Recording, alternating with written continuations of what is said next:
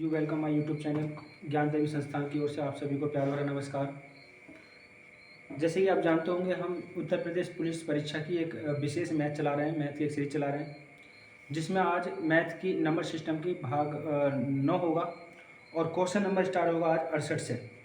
तो question number 68, शायद 68 हमने पिछली वीडियो में करा दिया था। क्वेश्चन नंबर 69 से देखेंगे, 69 से। नीचे दी गई कौन सी संख्या 12 से पूर्णतः विभाज्य है? तो इसमें ऑप्शन देखेंगे। पहला ऑप्शन दिया है 14,744। 14,744 क्या ये कह रहा है 12 से विभाज्य है? तो हम 12 के करेंगे फैक्टर, जैसे 4 तिया 12। तो हम देखेंगे ये क्या ये संख्या 3 से कट रही है। अगर 3 से कटेगी तो इसका मतलब 12 से ही कटेगी। आगे बढ़ाएंगे सवाल को। तो 3 का रूल क्या कहता है? अंकों का योग 3 से कट जाए तो संख्या 3 से पूर्णतः कट जाएगी। तो देखो जरा, 4 4 8 4 12, 12 और 8 कितना हो जाएगा? 20।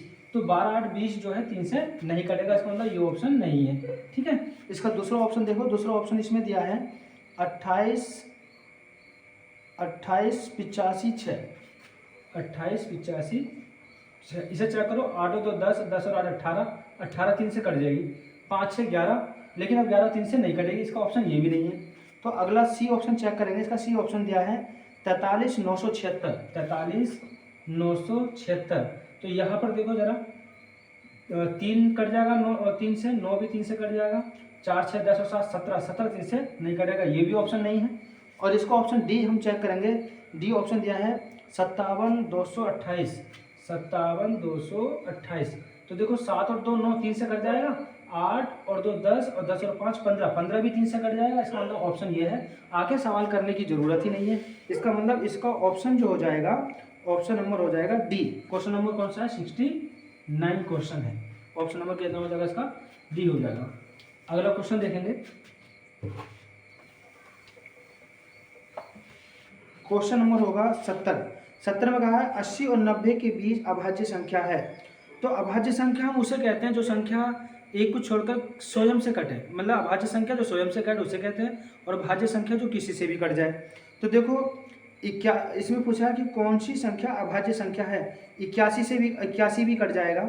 ठीक है, 81 भी कट जाता है। सी वाला ऑप्शन 81 भी कट जाएगा। और जो बी ऑप्शन है तो इसका मतलब 83 और 87 भी कट जाएगा। इसका डी ऑप्शन हो जाएगा, डी ऑप्शन। ठीक है। ये जो है इसमें डी ऑप्शन में दिया है 83 और 89। 83 और 89 ये किसी से नहीं कटेगा। ये जो है किसी से नहीं कटेगा, इसका आंसर यही हो जाएगा। नेक्स्ट क्वेश्चन देखेंगे।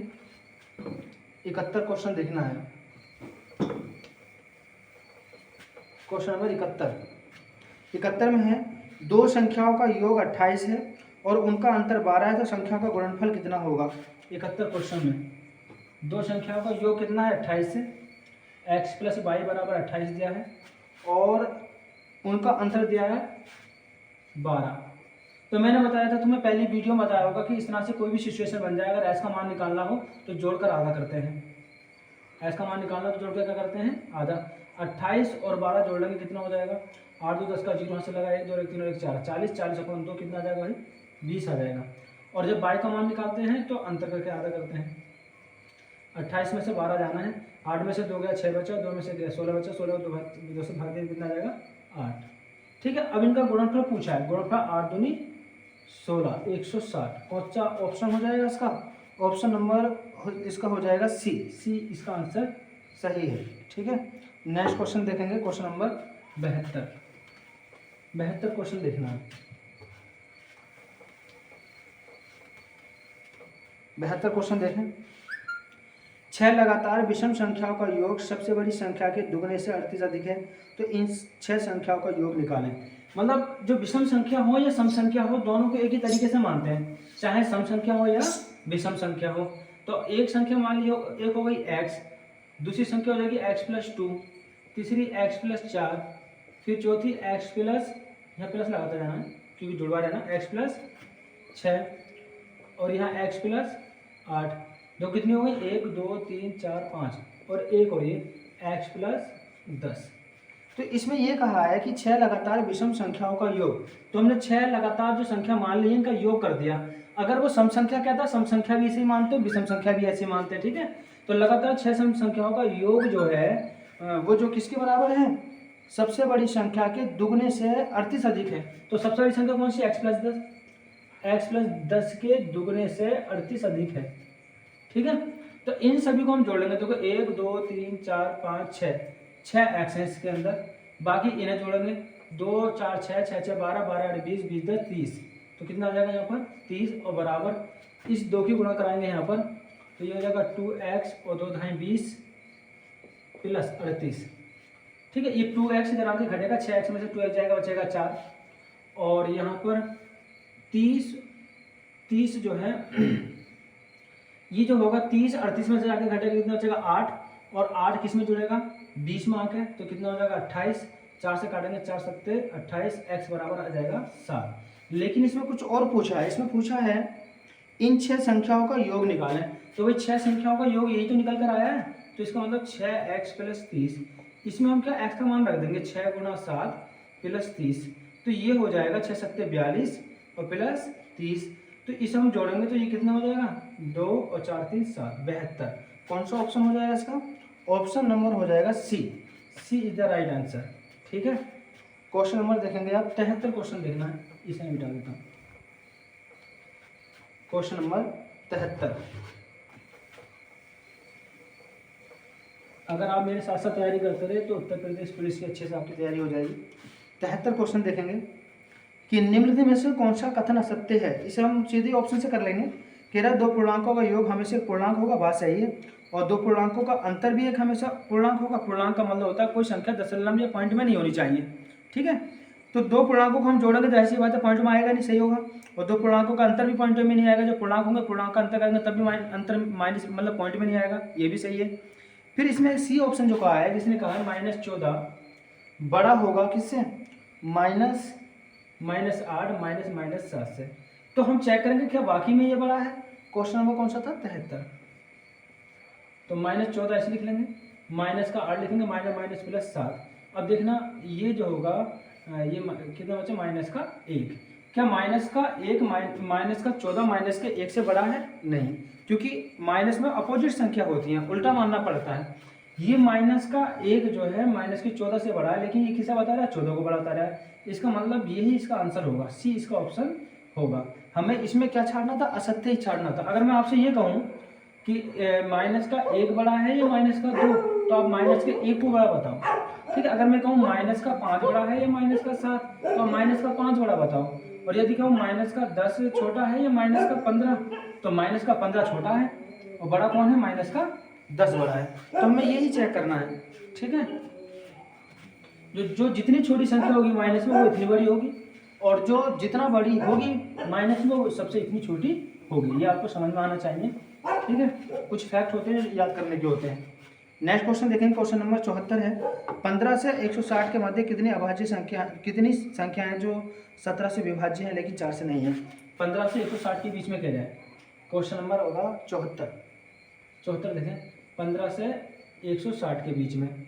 तो यहाँ पर एक चीज़ समझनी है, अगर हम ले लें 17 गुणा 1, 17 गुणा 2 और 17 गुणा 3, 17 गुणा 4 और 17 गुणा 5, यहाँ से 17 गुणा 6, 17 गुणा 8 और 17 गुणा 9 और 17 गुणा 10 नहीं कर सकते, क्योंकि 17 ढाई 170 हो जाएगा। लेकिन हमें यहाँ जो लेना है 160 तक लेना है, इसलिए 9 तक आएगा।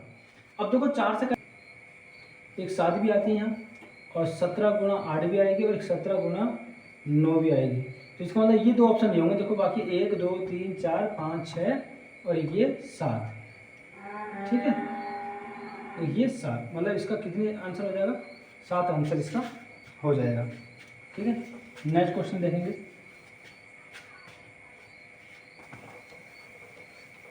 क्वेश्चन नंबर आएगा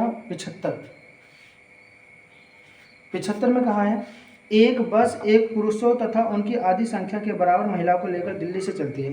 मान लीजिए पुरुष की संख्या 2x थी, जो मेल थे वो 2x थे, तो फीमेल कितने होंगे उसकी आधी बताइए। ठीक है, x होगा।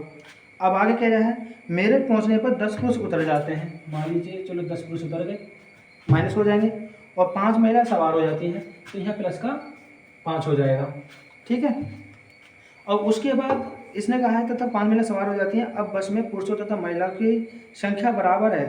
अब उसमें क्या है, संख्या दोनों की बराबर है, तो बराबर कर देंगे यहाँ से। बराबर करने के बाद देखेंगे ये x इधर आगे घटेगा तो कितना बचेगा, 2x में से एक हट जाएगा, x बचेगा, ये माइनस करके इधर जुड़ेगा, कितना हो जाएगा 15। अब इसका मतलब जो हमने मेल जो मानी थी 2x और महिला मानी थी उसकी आधी x, 15 का मान यहाँ रखेंगे तो 15 दूनी हो जाएगा 30 और ये हो जाएगा 15 का ना 15। ठीक है, इन दोनों का सवारी पूछिए, इन दोनों की सवारी, तो 15 30 और 15 कितना हो जाएगा 45 इसका आंसर हो जाएगा। क्वेश्चन नंबर मतलब इसका आंसर जो होगा सी ऑप्शन इसका हो जाएगा, सी ऑप्शन। नेक्स्ट क्वेश्चन देखेंगे, 76 क्वेश्चन समझना है, क्वेश्चन नंबर 76 समझना है। 76 में बताया है कुछ संतरे 40 बच्चों के बीच बराबर बांटे गए। यदि 20 बच्चे अधिक होते तो प्रत्येक बच्चों को 5 संतरे कम मिलते। बताइए कि प्रारंभ में बांटे गए संतरों की संख्या कितनी है। तो ये चीज़ हमें बाई ऑप्शन चेक करनी होती है। इसको ऑप्शन दिए हुए हैं 200 और दिया है 400, एक दिया है 300, एक दिया है 600। अभी इसमें ये कहा कि कुछ संतरे 40 बच्चों के बीच बराबर बांटे गए। अगर 20 और होते तो 20 बच्चे अधिक होते तो प्रत्येक बच्चों को 5 संतरे कम मिलते। इसका मतलब यदि हम 40 बच्चों में बांटते हैं तो 5 संतरे अधिक मिलते हैं। तो 40 से काट के देखते हैं। मान लीजिए 40 से हमने 200 काटा, 200 को 40 से काटा, ये कटा 4 से 5 बार में। अब मान लीजिए 20 बच्चे और अधिक होते तो ये कितने हो जाते 60, 40 में 20 और जोड़े 60। तो कहने का मतलब है कि 5 और कम आते इसमें से। ये देखना, ये तो कट ही नहीं गया है, इसका मतलब ये ऑप्शन नहीं है। अब ऐसे ही हम जो है 400 को चेक कर लेंगे। 400 को अगर हम 40 से भाग देंगे तो 4 घई 40, इसका मतलब 10 गुना बढ़ गए। अब वो कह रहा है 20 बच्चे और होते तो 40 में 20 जोड़ेंगे कितने होंगे 60, इसे हम काटेंगे तो ये भी पूरा नहीं कर रहा है। इसका मतलब आप एक ही बार में 600 ले लो। मान लीजिए 600 होंगे, 600 को हमने 40 से भाग दिया तो देखो कितनी बार में कट गया, ये 15 बार में। अब वो ये कह रहा है कि अगर 20 बच्चे और होते तो 5 कम मिलते। चलो 20 बच्चे और बढ़ा दो, 40 20 कितना हो गया 60, इसे काटो तो ये कितना बार में कट गया 10 बार में। देखना 5 कम बैठे नहीं। देखो ये तो कह रहा है इसमें कि 5 17 कम मिलते हैं। तो देखो पहले 15 मिल रहे थे, अब कितने मिल रहे हैं 5 मिल रहे हैं। इसका मतलब इसका आंसर कौन सा हो जाएगा 600 इसका आंसर हो जाएगा। डी ऑप्शन इसका सही होगा। ठीक है, क्वेश्चन नंबर आगे देखेंगे। अगला क्वेश्चन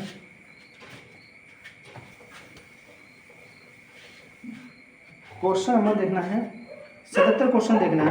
729 की पावर 149 में इकाई अंक क्या होगा।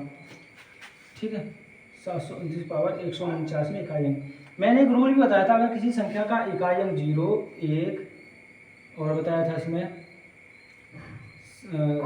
1 6 1 5 और 6 हो तो उसका इकाई अंक वही रहता है। लेकिन इसमें ऐसा है नहीं, तो हम क्या करेंगे इसका 9 यहाँ ले लेंगे और लास्ट की जो 2 संख्या उसे 4 से भाग करेंगे। 4 से लास्ट की 2 संख्या को सिर्फ 49 को 4 से भाग करेंगे, 4 × 4 और 4 दूनी 8 बचा 1 की पावर यहाँ लगा देंगे तो 9 की पावर 1 आ गया तो कितना आएगा 9 ही आएगा। इसका आंसर कितना हो जाएगा 9 इसका आंसर हो जाएगा। ऑप्शन नंबर कितना हो जाएगा बी इसका आंसर सही है। ये क्वेश्चन नंबर जो था क्वेश्चन नंबर 77 था ये। ठीक है, क्वेश्चन का विशेष ध्यान रखो, कौन सा क्वेश्चन चल रहा है ये पता होना चाहिए। अगला क्वेश्चन नंबर देखेंगे 78 क्वेश्चन देखना है। 78 में इसने ये कहा है यदि एक संख्या का 6/7 1/3 28 के बराबर है तो वह संख्या क्या है। यदि एक संख्या का, मान लीजिए कोई संख्या दी नहीं है तो एक संख्या मान लो, इस संख्या का यदि एक संख्या का 6/7 करना है, यदि एक संख्या का 6/7 का 1/3, इसका भी 1/3 करना है और ये कितना है 28 है, तो ऐसा का मान यहाँ पर हम निकालेंगे। देखो 3 से काटो 3 दूनी 6, 2 से काटेंगे से कितने बार में 14 बार में। 14 की गुणा कर रही है, 7 गुणा करेगा 14 से, तो देखो 7 × 28 का 8 हंसी लगा 2 7 × 7 और 2 कितना हो जाएगा 9, कितना आ जाएगा 98 आ जाएगा। कौन सा ऑप्शन हो जाएगा इसका डी ऑप्शन हो जाएगा। डी ऑप्शन इसका सही होगा। ठीक है, नेक्स्ट क्वेश्चन 7 9 देखेंगे। आज नंबर सिस्टम का जो चैप्टर चल रहा था काफ़ी दिनों से, आज इसे खत्म करेंगे। क्वेश्चन नंबर 7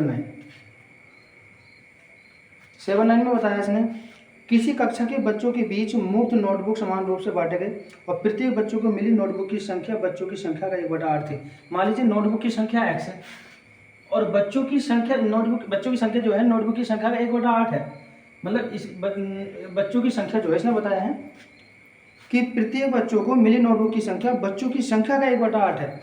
तो नोटबुक की संख्या x है, मतलब बच्चों की संख्या x है, और जो नोटबुक मिली है बच्चों की संख्या का 1/8 मिली है, मतलब ये मिली है। ठीक है, ये है।